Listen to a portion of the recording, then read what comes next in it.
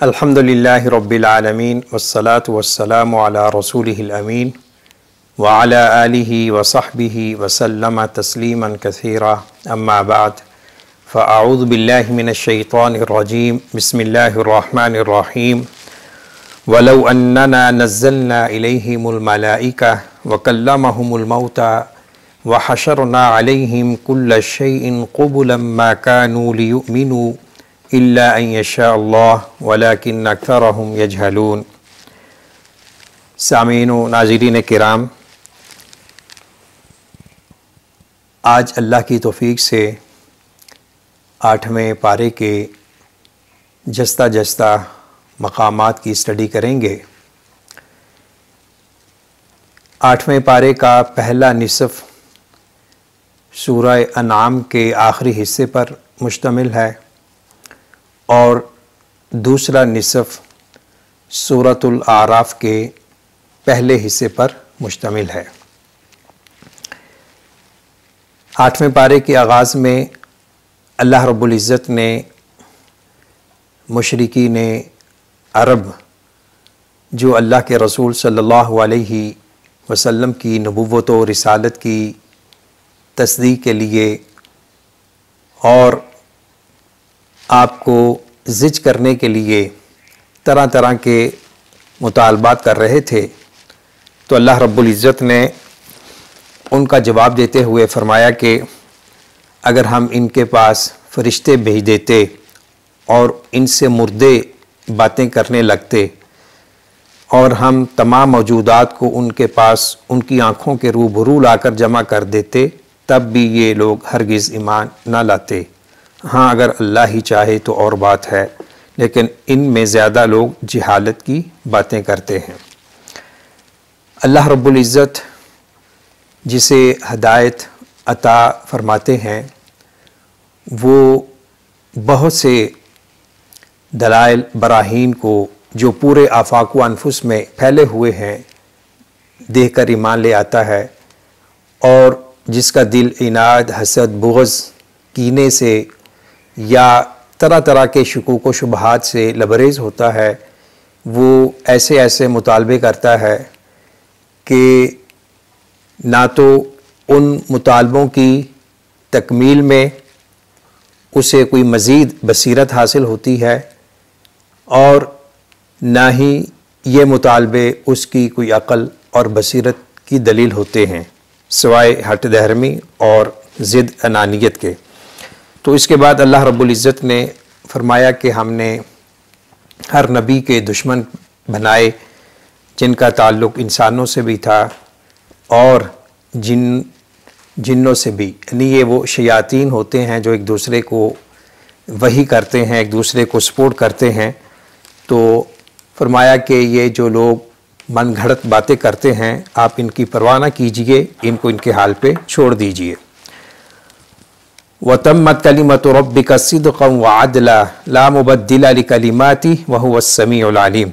आपके रब का कलाम सच्चाई और इंसाफ के एतबार से कामिल है, यानी अखबार व वाक़यात के लिहाज से सच्चा है और अहकाम व मसाइल के एतबार से आदिल है, यानी इसका हर अमर और नहीं अदल व इंसाफ पर मबनी है, क्योंकि उसने इन्हीं बातों का हुक्म दिया है जिनमें इंसानों का फ़ायदा है और इन्हीं चीज़ों से रोका है जिनमें नुकसान और फसाद है। गो इंसान अपनी नादानी या इग़वाए शैतानी की वजह से इस हकीकत को नहीं समझ सके। तो अल्लाह रब्बुल इज़्ज़त के जो अहकामात हैं, फ़रामीन हैं, वो मबनी बर अदल, इंसाफ और हिकमत के हैं। और फिर अल्लाह ताला ने एक बड़ी आलमगीर अफ़ाकीर हकीकत को बयान फरमाया, व इन तुति अक्सर मन फिल अर्दि युदिल्लूका अन सबीलिल्लाह इन यत्तबिऊन इल्ला ज़न्न व इन हुम इल्ला यख़रुसून, कि अगर आप रुए ज़मीन में रहने वालों की अक्सरियत की पैरवी करेंगे तो ये लोग आपको राह रास्त से हटा देंगे। कुरान करीम की इस बयान करदा हकीकत का भी वाक़या के तौर पे हर दौर में मुशाहिदा किया जा सकता है।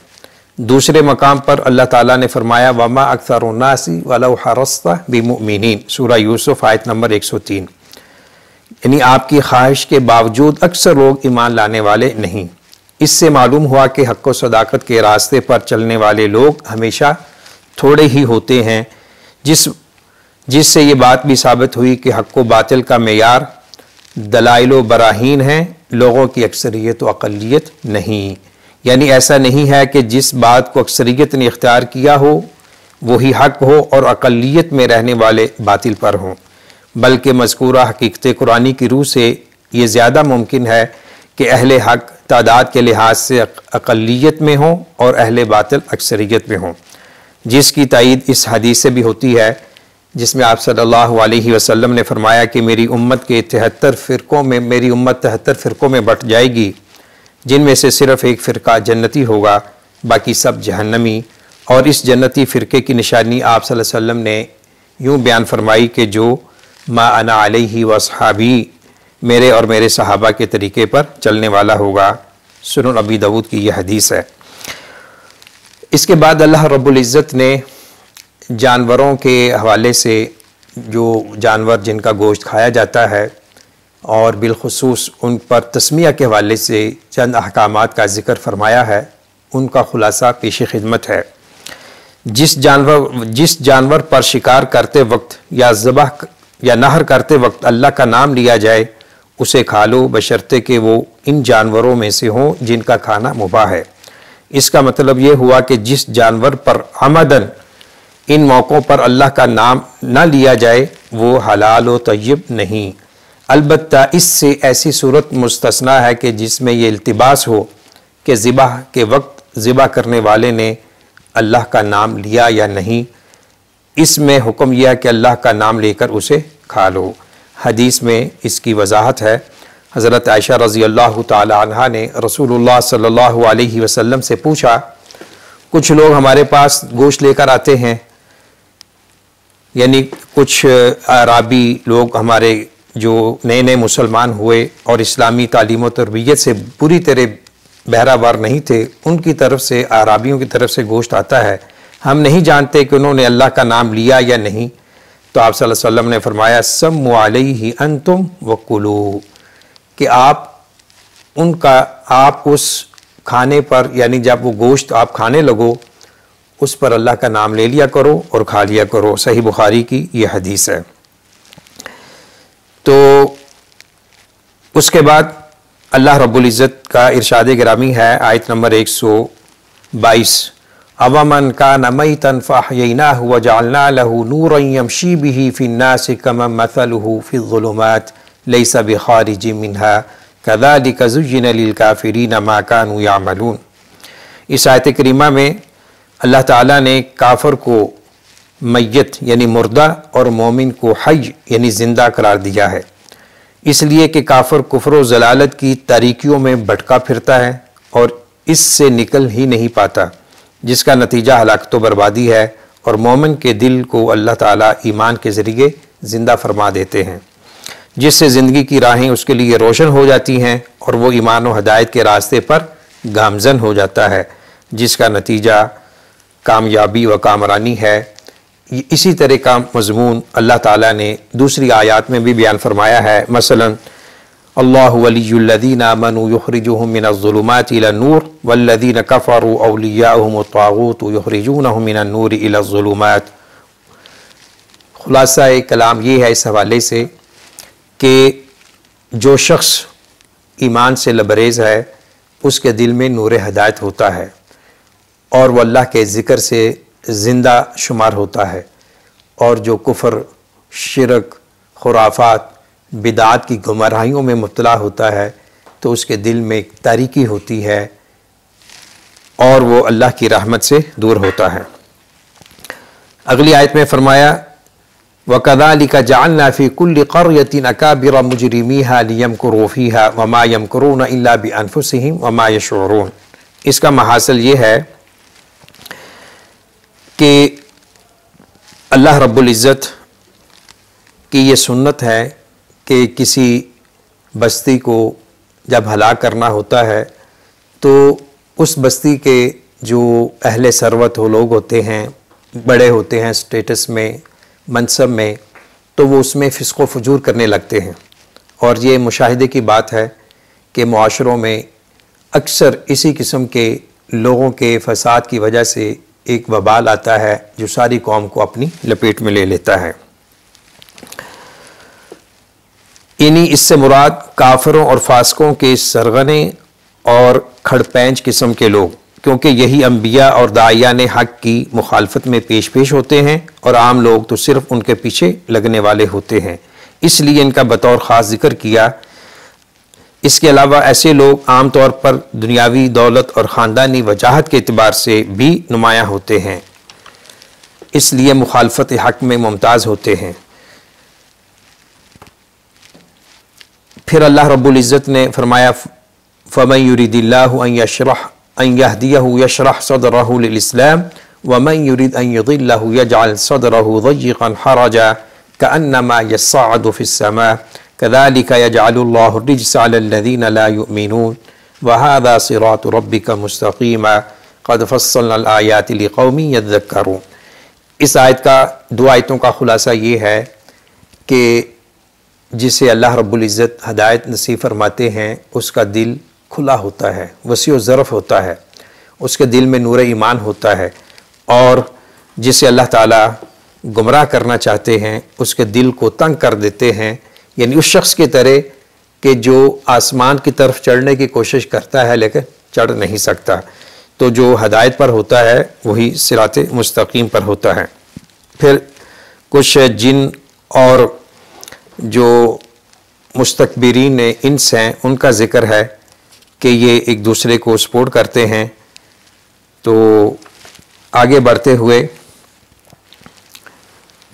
फरमाया कि या माशरल जिन्नि वल इंसी अलम यातिकुम रुसुलुम मिनकुम यक़ुस्सूना अलैकुम आयाति व युनज़िरूनकुम लिक़ाअ यौमिकुम हाज़ा क़ालू शहिदना अला अनफुसिना व गर्रतहुमुल हयातुद दुनिया व शहिदू अला अनफुसिहिम अन्नहुम कानू काफिरीन। तो इस आयत और इससे पहली आयत का लुब्बे लुबाब ये है कि जिन और इंस ये अल्लाह की मखलूक हैं और इन दोनों में से नेक फितरत भी हैं और बद फितरत भी हैं। तो अल्लाह के रसूल सल्लल्लाहु अलैहि वसल्लम की नबूवत और रिसालत कायनात के तमाम जिन्नों और इंसानों के लिए है। तो जिन भी एक मुकल्लफ मखलूक है और एक हदीस की रोशनी में फ़रिश्तों की तख्लीक नूर से हुई है, जिन्नों की आग से हुई है और इंसान की मट्टी से। और मट्टी के जो खसाइस हैं उनमें ये है कि उनमें नरम हुई होती है और तवाज़ो होती है, और जो हज़रत इंसान अबुल बशर आदम अलैहिस्सलाम की तख्लीक भी मट्टी से हुई है। शैतान ने, जो शैतान मरदूद इब्लीस ने जो सजदा करने से इनकार किया था, उसने अक़ली दलील यही दी थी कि मैं आग से पैदा किया गया हूँ, ये मट्टी से पैदा हुआ है, तो आग मट्टी को कैसे सजदा करे, ये उसकी खाम ख्याली थी। देखा जाए तो आग की निस्बत जो मट्टी के खसाइस खसूसियात हैं वो आग से बदरजाहा बेहतर हैं। आग में जलाना है, इश्तिआल है, भड़कना है, जबकि ज़मीन की खसूसियात में कि वो हर चीज़ को अपने दामन में समो लेती है। व रब्बुकल गनिय्यु ज़ुर रहमा इन यशा युज़हिबकुम व याति इन यशा युज़हिबकुम व यस्तख़लिफ़ मिन बअदिकुम मा यशाउ कमा अंशअकुम मिन ज़ुर्रिय्यति क़ौमिन आख़रीन। फिर अल्लाह ने तंबीह की है कि अल्लाह बेनियाज है, रहमत वाला है। अगर अल्लाह तुम्हें ले जाए और तुम्हारे बाद किसी दूसरी कौम को यहाँ बसा दे तो ये अल्लाह के सामने कोई मुश्किल काम नहीं है। यानी तंबीह है, इंज़ार है कि अगर तुम हक़ को कबूल नहीं करोगे तो हो सकता है कि तुम्हें कोई आफत अजाब दबोच ले और तुम्हारे बाद कोई ऐसी लोग आएँ, ऐसी कौमें आएँ जो अल्लाह रब्बुल इज़्ज़त के अहकामात के मुताबिक ज़िंदगी गुजारें। क़ुल या क़ौम अमलू अला मकानतिकुम इन्नी आमिल फसौफ़ तअलमून मन तकून लहु आक़िबतुद्दार इन्नहु ला युफ़्लिहुज़ ज़ालिमून। यहाँ भी अल्लाह ने फरमाया कि मेरी कौम, कह दी आप सल्लल्लाहु अलैहि वसल्लम से ऐलान करवाया जा रहा है, मेरी कौम तुम अपनी हालत पर अमल करते रहो, मैं भी अमल करते रहूँगा। तो यानी आप सल्लल्लाहु अलैहि वसल्लम ने जब हर तरह की उनके सामने अपनी हक़ानियत सदाकत की दलील रखी तो नहीं माने, तो फिर कहा कि तुम्हारा अमल तुम्हारे साथ, मेरा अमल मेरे साथ है। ये कुफ़र और मासियत पर कायम रहने की इजाज़त नहीं है बल्कि सख्त वाइद है, जैसा कि अगले अल्फाज से भी वाज़ेह हो रहा है। फसौफ़ तअलमून, जिस तरह दूसरे मकाम पर फरमाया वकुल लिल्लज़ीना ला युमिनून अमलू अला मकानतिकुम इन्ना आमिलून वंतज़िरू इन्ना मुंतज़िरून। तो इसके बाद अल्लाह रब्बुल इज़्ज़त ने मुशरिकीन मक्का के ख़ुद साख्ता उन चंद अकायद का इब्ताल किया है, उनकी तरदीद की है कि जो जानवरों के हवाले से उन्होंने बनाए हुए थे। कुछ जानवरों को अल्लाह के लिए ख़ास करते थे, कुछ जानवरों को नज़र व न्याज के तौर पे जानवरों के लिए ख़ास किया हुआ था, अपने माबूदान बातिला के लिए। तो अल्लाह रब्बुल इज़्ज़त ने इसकी तरदीद की है। और अल्लाह रब्बुल इज़्ज़त ने दलाइल में से, अपनी जो तौहीद के दलाइल में से ये भी फरमाया वहुवल्लज़ी अंशअ जन्नाति मारूशात व गैर मारूशात वन्नख़ला वज़्ज़रअ मुख्तलिफ़न उकुलुहु वज़्ज़ैतून वर्रुम्मान मुतशाबिहन व गैर मुतशाबिह, यानी ये मुख्तलिफ़ किस्म के फल, मुख्तलिफ़ किस्म की ज़मीन की नेमतें, ये अल्लाह रब्बुल इज़्ज़त की दलाइल तौहीद हैं। और इसी ज़िमन में आखिर में फरमाया वला तुस्रिफ़ू इन्नहु ला युहिब्बुल मुस्रिफ़ीन, के इसराफ़ न करो, बेशक अल्लाह ताला इसराफ़ करने वालों को पसंद नहीं करता। सूरह अल आराफ की एक आयत है कुलू वशरबू वला तुस्रिफ़ू इन्नहु ला युहिब्बुल मुस्रिफ़ीन। ये कुरान करीम का बड़ा फसीह बलीग जामे जुमला है। इसमें अल्लाह ताला ने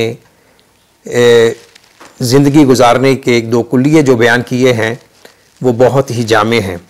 बल्कि बाज़ अतिब्बा ये कहते हैं कि इन दो जुमलों में, यानी कुलू वशरबू इन्नहु ला युहिब्बुल मुस्रिफ़ीन में अल्लाह ने पूरी तिब के उसूलों को जमा कर दिया है कि खाओ पियो और इसराफ़ ना करो। तो इसमें दर्स एतदाल है। तो इसलिए बाज़ कहते हैं इसका ताल्लुक़ हुक्काम से है, यानी ये ज़कात के हवाले से वातु हक़्क़हु यौम हसादी वला तुस्रिफ़ू इन्नहु ला युहिब्बुल मुस्रिफ़ीन। तो इस ज़िमन में बाज़ अहले इल्म ने लिखा है कि खाने में इसराफ़ मत करो क्योंकि बसियार खोरी अक़ल और जिस्म दोनों के लिए मुज़िर है। इसराफ़ के ये सारे ही मफ़हूम अपनी अपनी जगह दुरुस्त हैं, इसलिए सारे ही मफ़हूम मुराद हो सकते हैं। दूसरे मकामात पर अल्लाह ताला ने खाने पीने में भी इसराफ़ से मना फरमाया है, जिससे वाज़ेह है कि खाने पीने में भी एतदाल बहुत ज़रूरी है और इससे तजावज़ अल्लाह की नाफरमानी है। आजकल मुसलमानों ने इस इसराफ़ को अपनी अमारत के इजहार के लिए अनामत बना लिया है। अल्लाहुल मुस्तआन। तो इसके बाद उन चौपाओं का ज़िक्र है जो अल्लाह ने हलाल किए हैं और चंद हराम करदा चीज़ों का ज़िक्र है। और एक जामे आयत है जिसे तफसीर की ज़ुबान में वसाया अशर भी कहा गया है कि अल्लाह रब्बुल इज़्ज़त ने उन चीज़ों को यहाँ बयान फरमाया है कि जो हर मुसलमान के लिए एक आउटलाइन है, वो ज़रूरी हैं। वो आयत नंबर है कुल ताअलू अत्लू मा हर्रमा अलैकुम कुल ताअलू अत्लू मा हर्रमा रब्बुकुम अलैकुम अल्ला तुशरिकू बिही शैआ, आखिर तक, यानी आयत नंबर 151 151। तो इसमें अल्लाह रब्बुल इज़्ज़त ने शिरक से मना किया है, वालिदैन से हुस्न सलूक का हुक्म दिया और औलाद को फ़क़्र फाक़ा की वजह से कत्ल करने से रोका है और ज़ाहरी और पुशीदा बेहयाई के कामों से रोका है, कत्ल नाहक से रोका है और यतीम के माल को नाजायज़ तरीक़ों से हड़प करने से रोका है और इसी तरह नाप तोल में पूरा करने का हुक्म दिया है, डंडी मारने से रोका है, अदल की बात, इंसाफ की बात कहने का अल्लाह ने हुक्म दिया है। और फिर फरमाया वन्ना हादा सिराती मुस्तक़ीमन फत्तबिऊह वला तत्तबिउस सुबुल फतफर्रक़ बिकुम अन सबीली ज़ालिकुम वस्साकुम बिही लअल्लकुम तत्तक़ून, यानी ये सिरात मुस्तक़ीम है, ये वो राह रास्त है जिसका हम अल्लाह से सवाल करते हैं इहदिनस सिरातल मुस्तक़ीम। तो जो किताब व सुन्नत का रास्ता है वही सिरात मुस्तक़ीम है। बाकी जो इर्द गिर्द के रास्ते हैं यमीन व यसार के, वो पगडंडियाँ हैं, वो हर पगडंडी पर शैतान बैठा हुआ है। अल्लाह हमें सिरात मुस्तक़ीम की नेमत से नवाजे। इसी पारे की आखिरी आयत में अल्लाह रब्बुल इज़्ज़त फरमाते हैं इन्नल्लज़ीना फ़र्रक़ू दीनहुम व कानू शियअन लस्त मिनहुम फ़ी शै इन्नमा अमरुहुम इलल्लाह सुम्मा युनब्बिउहुम बिमा कानू यफ़अलून। आयत नंबर 159।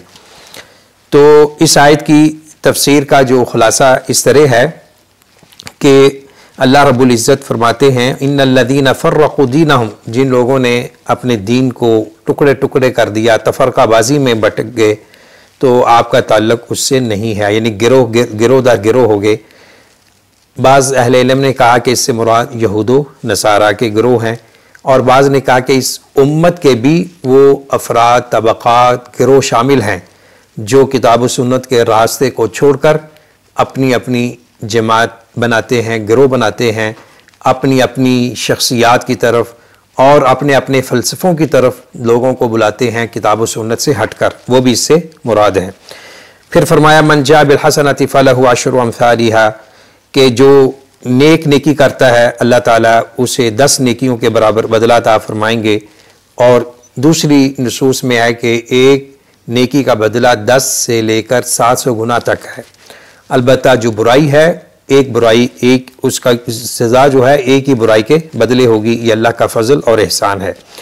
कुल इन्ना सलाती व नुसुकी व महयाया व ममाती लिल्लाहि रब्बिल आलमीन, ऐलान कर दीजिए आप सल्लल्लाहु अलैहि वसल्लम की ज़ुबान मुबारक से कि मेरी नमाज, मेरी कुर्बानी, मेरी इबादत, मेरा जीना, मेरा मरना सब अल्लाह के लिए है। ये है इंसान की ज़िंदगी का मकसद कि अव्वल ताखिर इंसान अक़ीदा तौहीद में ही रहता है और यही उसकी हकीकत है, यही उसका पस मंज़र है और यही उसका अंजाम होना चाहिए कि उसकी ज़िंदगी का लम्हा लम्हा और उसकी ज़िंदगी के तमाम अदवार अल्लाह रब्बुल इज़्ज़त की खुशनुदी के लिए सर्फ होने चाहिए। सूरह आराफ मक्किया है, इसमें 206 आयतें और 24 रुकू हैं। तो आराफ उर्फ़ की जमा है, ये जन्नत और जहन्नम के दरमियान जो एक फसील होगी उसके ऊपर की जो जगह है उसको आराफ कहते हैं। और अहले इल्म ने यह भी लिखा है कि किसी मुर्गे की जो कलगी होती है या ऊँट की गर्दन के बालों का बलाई हिस्सा उसको उर्फ़ कहते हैं, यह आराफ उसकी जमा है। तो इसकी मुनासबत ये है कि क़यामत के दिन जन्नत और जहन्नम के दरमियान जो हद फासिल होगी, फसील होगी, उसके ऊपर कुछ वो लोग होंगे कि जिनकी नेकियां और बुराइयां बराबर होंगी। ना वो अपनी नेकियों की वजह से जन्नत में जा सकेंगे और ना अपनी बुराइयों की वजह से वो जहन्नम में जाने के मुस्तहिक होंगे। वो उस मकाम पर बैठकर दोनों गिरोहों का मंज़र देखेंगे, जन्नत वालों को देखकर खुश होंगे, ख्वाहिश करेंगे कि अल्लाह हमें इसमें दाखिल कर दे। जहन्नम वालों को देखकर वो इजहार तासुफ़ करेंगे और उन जहन्नम वालों को जिनको वो दुनिया में जानते थे उनको देखकर उन पर लान तान करेंगे कि तुम दुनिया में बड़े बनते फिरते थे, आज तुम्हारा माल, तुम्हारा स्टेटस और जो तुम दुनिया में कमाते थे वो चीज़ें तुम्हारे काम नहीं आई। इसी तरह इसी सूरह करीमा में जन्नत और अहले जहन्नम का एक मुकालमा है, मुज़ाकरा है। तो इस सूरह के आगाज़ में फरमाया कि अल्लाह रब्बुल इज़्ज़त ने आपकी तरफ किताब नाजिल की है तो आप कौम को डराइए और इस वजह से आपके सीने में कोई तंगी नहीं होनी चाहिए। इत्तबिउ मा उन्ज़िला इलैकुम मिन रब्बिकुम वला तत्तबिउ मिन दूनिही औलिया क़लीलन मा तज़क्करून। ये तीसरी आयत, इसका खुलासा ये है कि आप इत्तिबा कीजिए उसकी जो नाजिल किया गया तुम्हारे रब की तरफ और इसके अलावा किसी और की इत्तिबा ना कीजिए। तो अहले तफसीर ने इस आयत के तफसीर में लिखा है कि इससे मुराद आप सल्लल्लाहु अलैहि वसल्लम पर वही के ज़रिए कुरान और सुन्नत जो भेजा गया है वही काबिल इत्तिबा है। अल्लाह उसके रसूल की इताअत बिला मशरूत हर एक मुसलमान के लिए ज़रूरी है। फिर इसके बाद अल्लाह रब्बुल इज़्ज़त ने ज़िक्र किया नबियों का और उनकी कौमों का। रिसालत के हवाले से 3 चीज़ें होती हैं, मुरसिल भेजने वाला, मुरसल जिसे भेजा गया रसूल, और मुरसल इलई जिसकी तरफ भेजा गया यानी अक़वाम मिलल। तो इन तीनों का जिक्र है कि अल्लाह रब्बुल इज़्ज़त रसूलों से भी पूछेंगे और कौमों से भी पूछेंगे कि मेरा जो मेरी हक बात थी वो तुम तक कैसे पहुंची। तो इसका ज़िक्र है, आदम अलैहिस्सलाम की तख्लीक का ज़िक्र है, और शैतान ने, इबलीस ने जो इनकार हक किया, सजदा करने से इनकार किया, उसका ज़िक्र है। फिर उसने धमकी अमेज़ अंदाज में अल्लाह से जो मुकालमा किया उसका ज़िक्र है, और हज़रत आदम अलैहिस्सलाम का जन्नत में जाना, फिर जन्नत से निकाला जाना, उसका ज़िक्र है। फिर उस दुआ का ज़िक्र है जो उन्होंने दुआ की थी, अल्लाह ने उन पर अपना रहम करम फरमाया, रब्बना ज़लमना अनफुसना व इल्लम तग़फिर लना व तरहमना लनकूनन्ना मिनल खासिरीन। तो ये जब जन्नत से आदम अलैहिस्सलाम, अम्मा हव्वा अलैहिस्सलाम और शैतान को भी आसमान से निकाल दिया गया, ज़मीन पर भेज दिया गया, तो फिर ये हक बातल की आमेज़श शुरू हुई, और जो ता क़यामत रहेगी। इससे मालूम होता है कि हज़रत इंसान का जो असल मकाम है वो जन्नत है। तो अल्लाह ताला ने अब इंसान को ज़मीन में पैदा किया है। फ़इम्मा यातियन्नकुम मिन्नी हुदन फ़मन तबिअ हुदाया फ़ला खौफ़ुन अलैहिम वला हुम यहज़नून, कि हिदायत पे अमल करोगे वापस अपने मकाम पे आ जाओगे, अदरवाइज़ जहन्नम में धकेले जाओगे।